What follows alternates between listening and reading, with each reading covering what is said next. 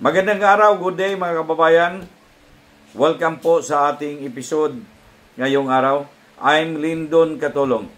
Hello po sa ating mga kababayan dyan sa Canada, Italy, Japan, sa Guam, sa Singapore, yan, sa Malaysia, sa Canada, and sa United States of America. At sa iba pang mga kababayan natin kung saan man kayo sa sulok ng mundo, welcome po. Samahan ninyo ako sa ating episode ngayong araw mga kababayan. Talakayin natin ngayon itong dokumento po galing po sa Commission on Audit. Maganda ito. Ito'y magpapatunay mga kababayan na yung isa sa mga kasama, mga kababayan, na ipapasok nila dyan sa impeachment case nila laban po sa ating Vice Presidente, mga kaibigan, ay yung pong ika nga sabi daw, pagwaldas po ng pera, na nasa sa kanyang pag-iingat po, yung tinatawag nilang Confidential at Intelligence Fund. Na kwenisyon nila, lalong-lalo na mga kaibigan, sa House of Representatives, nung, medyo nagkahiwa-hiwalay na nga. Ang ating Vice Presidente, at ang kasama nila dito sa administrasyong ito. Ngayon, mga kababayan natin,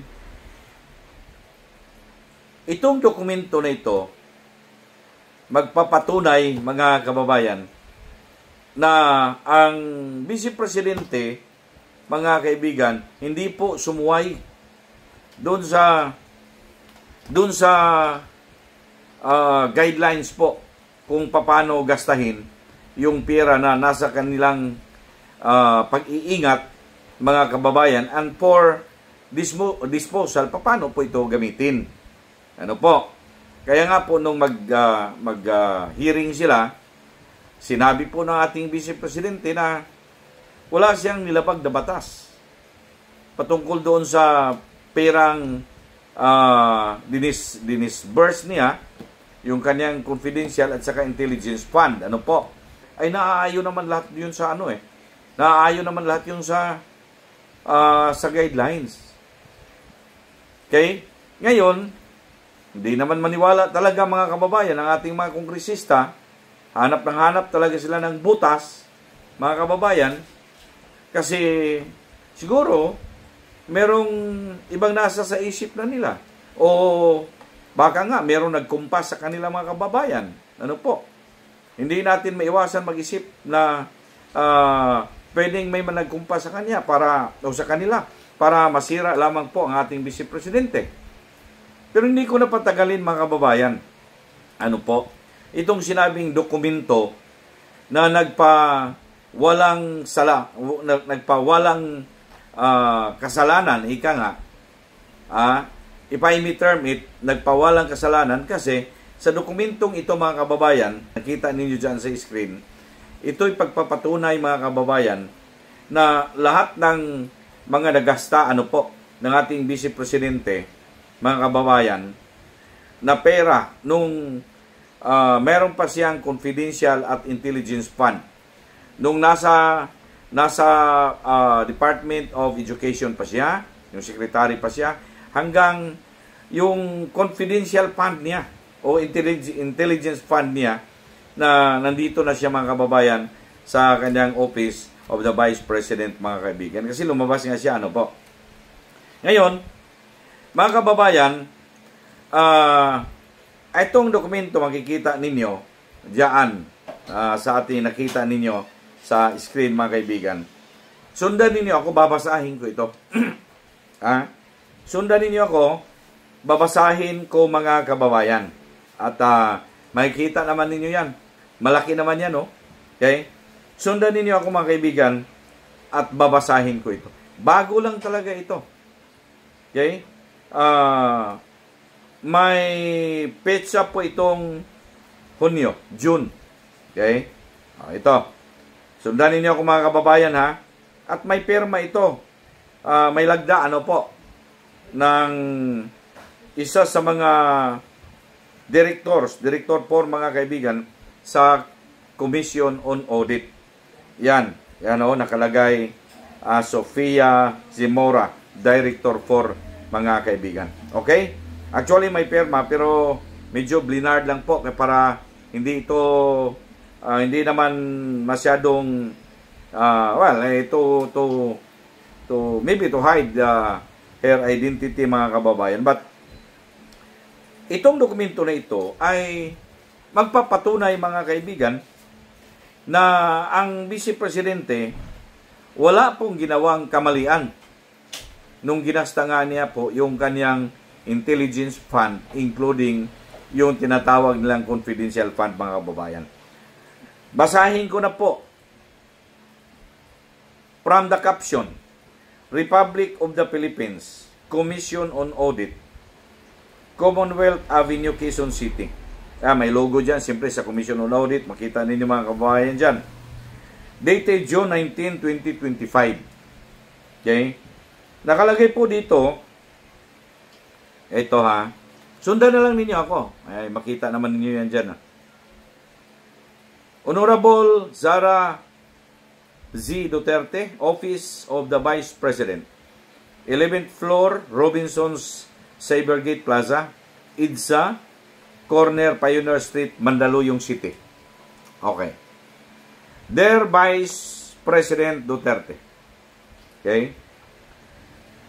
We are pleased to transmit the annual audit report on the Office of the Vice President, OVP, close and open parenthesis, for calendar year 2024. Okay, bagong-bago, po?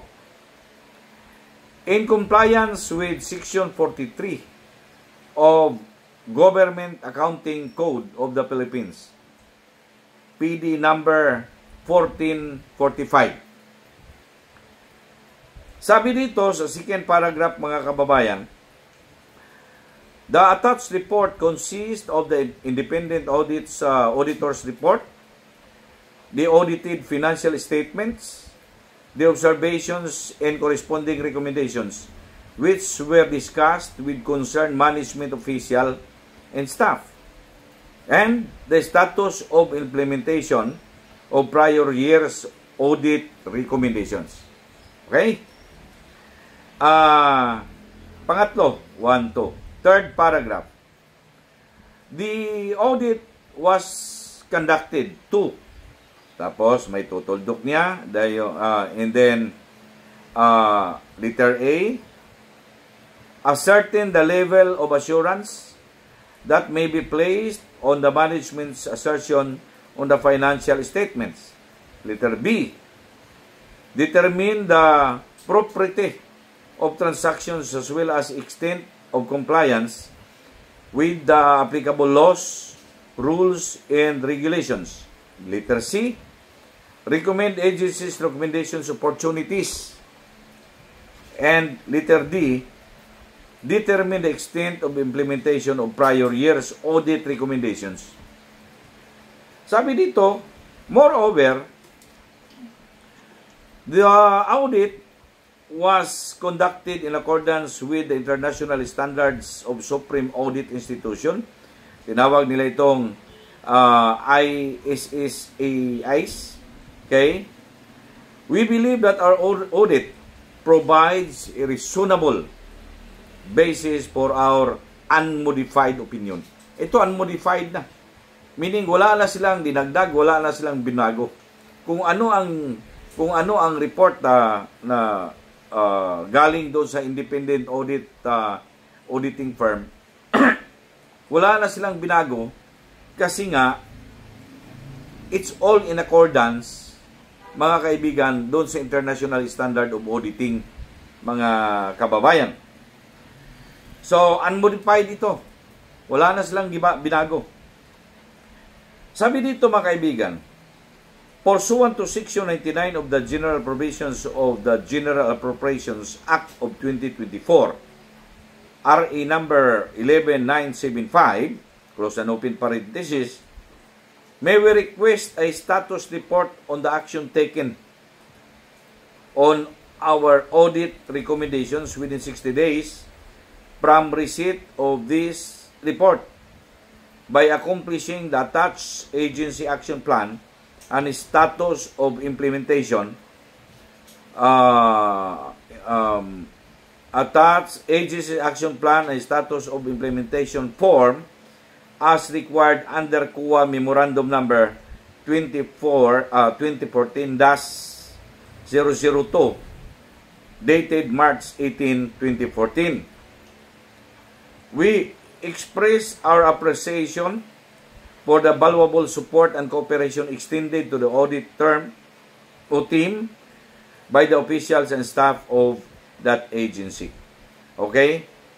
May perma dito mga kababayan na Blinard, Director 4, Sofia Simora, Office of the Chief of Staff of the Vice President, nandito rin. May perma si Nicole Cui, siyang nagtanggap. Pinitsahan po 06-26-2025. Okay. Ito unmodified ha. Although, mga kababayan, makita naman ninyo, sinundan niyo ako, di ba? Naghingi lang sila mga kababayan dito sa mismong office ng itong provisions na ito. Ang sabi, may we request a status report on the action taken on our audit recommendations within 60 days from receipt of this report by accomplishing the attached agency action plan and the status of implementation form as required under RA blah blah blah blah. Okay? Ito normal procedure na ito, mga kababayan, na lahat ng mga agency ng ating gobyerno, every time meron sila ipalabas, whether modified or unmodified, mga kababayan, meron talaga ito. It's standard nila ito, mga kaibigan. Itong maghingi sila ng mga kopya. Ano po. So, ito na, maliwanag na dito, mga kaibigan. Ano po. Ang sinabi nila na we believe that our audit provides a reasonable basis for our unmodified opinion. So, nandiyan na nakikita ng mga kababayan ito. Na ibig pong sabihin, kung this is last year, 2024. Hindi po ba? Yung ginamit nila dyan sa Congress nung nag-hearing sila, question nga nila ang 2024. Kaya nga po sabi ko, mga kababayan, itong unmodified opinion, mga kababayan, ng Commission on Audit, ang masabi ko lamang dito, ang Kongreso, lalong-lalo na sa prosecution team o impeachment team, mga kababayan, mahirapan talaga sila. Sigurado ako ito, iprepresenta ito, mga kaibigan. Iprepresenta ito. Gagamitin ito, mga kababayan, ng defense team na ang kuha, naglabas sila ng unmodified. Wala namang sinabi dito, may kamalian. Wala namang sinabi dito, required sila mo submit dito sa nakita nilang kamalian. Kaya nga sinabi nila na ang report, mga kaibigan, meron silang paniwala. We believe that our audit provides a reasonable basis for our unmodified opinion, mga kababayan. So, wala nga eh. Wala nga makikita, mga kaibigan, Diyos ko po naman. Di ba? Kaya nga po sabi ko, baka nga po naghanap lang sila talaga ng mali. Because gusto lang ilagay sa ridicule para mapahiya po ang Vice Presidente, mga kababayan. Ano po?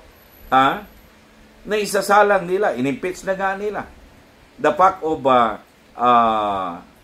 impeaching, mga kababayan, the Vice President dyan sa House of Representatives.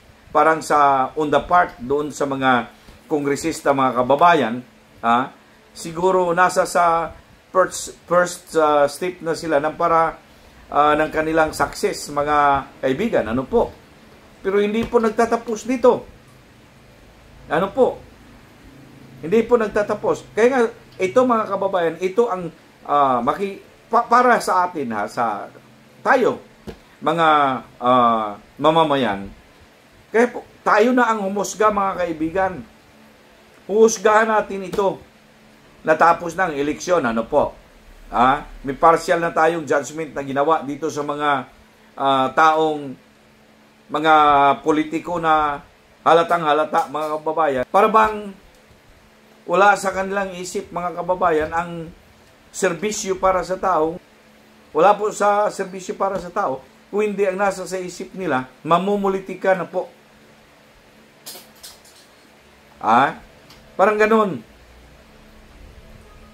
Now, para mas masarap ang ating usapan, mga kababayan, para mas masarap ang ating usapan, later, meron ding para mas masarap ang ating usapan, gagawin ko itong series po. Dito sa ating i-discuss, mga kababayan, sa next video natin, sa next episode, ang ipapakita ko naman sa inyo, mga kababayan, sa next episode natin dito, itong independent audits report, na dito rin po ang pinagbabasihan, mga kaibigan, nitong unmodified opinion ng Commission on Audit. Okay? Itong independent audit reports, mga kaibigan, galing din ito sa Commission on Audit. Kasi nakahiding dito, Commission on Audit. Itong pinapakita ko sa inyo na i-flash ko lang yung first page nito, mga kababayan. Dito, ito ang talakayin natin sa next episode natin, mga kababayan. Okay? Ito ang talakayin natin para malaman talaga ninyo, mga kaibigan, ang totoong nangyari dito. Kasi dito sa Independent Audit Report, nakasabi rin dito kung anong talaga ang nangyari, mga kaibigan. May opinion sila dito. Mayroon silang basis ng kanilang opinion. Meron silang, ano pa itong iba dito? May basis ng kanilang opinion, mga kababayan. Meron silang auditors' responsibilities for the audit of financial statement, responsibilities of management for the financial statement. Ang dami po ito. Ang dami po ito, mga kababayan. Okay? So, yan pinakita ko sa inyo, mga kaibigan. Yan ang talakayan natin sa susunod natin na episode. Ano po? Para mas maliwanag, mga kaibigan, itong sa susunod na episode, para completely magkaroon na kayo ng isang yung judgment. Ano po? Magkaroon na kayo ng isang judgment, kabuuang judgment sa istorya ng itong issue na ito. As to whether or not, mga kababayan, meron ba talagang kabulastugan na ginawa po ang Vice Presidente? Okay? So, yun sa next episode. Pero balikan natin dito, mga kababayan, yung discussion natin dito. Sa una nga ang itong unmodified opinion, mga kaibigan, okay, ng Commission on Audit. Noong hearing, mga kababayan, ng Congress, talagang gusto nilang idiin. In fact, kung ano-anong mga pangalan ang hinahanap nila eh. Gusto nilang idiin talaga, mga kaibigan, na hindi. Meron talagang nangyari. Para bang yung pira, naglagay lang kayo ng fictitious name. Short of saying, nandyan sa inyo ang pera, ginamit ninyo, mga kababayan. Okay? Graph nga yung nila dito, mga kaibigan. Ang tingin nila dito. Kaya nga po, makikita dito, mga kaibigan, kung ano talaga ang pakay nila. Imagine ninyo, mga kababayan, na ang House of Representatives, itong mga congressman, lumabas na tuloy, mga kaibigan, na para na silang taga-Commission on Audit eh. Sila na naghanap, mga kababayan, ng lahat ng kung ano-anong kinakailangan nila. Nag-u-audit na nga. Iiksian ko na lang, to cut the long story short, mga kaibigan, sila na ang parang naghanap ng lahat. Na gaya ng ginagawa ng taga-Commission on Audit, mga kaibigan. But the Commission on Audit, hindi naman siguro bobo sila, Hindi naman siguro sila, mga kababayan, sinunod yung standard. Based po dito sa sinabi nila, lahat ng international standard of auditing, sinunod na nila, mga kababayan. Di po ba?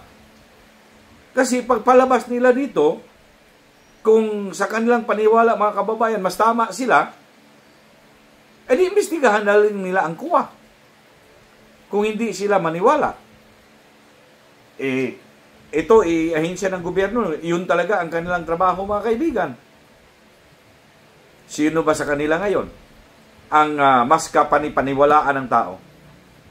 Yung mga congressmen, mga kababayan natin, na alam ninyo, mga politiko yan, maghanap lang yan sila ng mga issues, mga kaibigan, para sa isang kalaban nila sa politika, para maging issue, to make it na masisira, mga kababayan, ang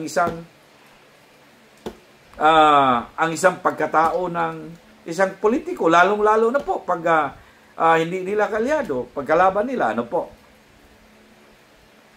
di ba? Kaya iiwan ko sa inyo, mga kababayan, itong initial na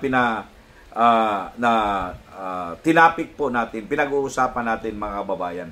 Iiwan ko sa inyo ito, ang katanungan dito. With this document, mga kababayan, anong sa tingin ninyo? For your comments, just write down below. At huwag kalimutan mag-share, like, and also mag-subscribe sa ating channel, Broadcasters Viewpoint. At huwag kalimutan i-click ang notification bell para lagi po tayong updated.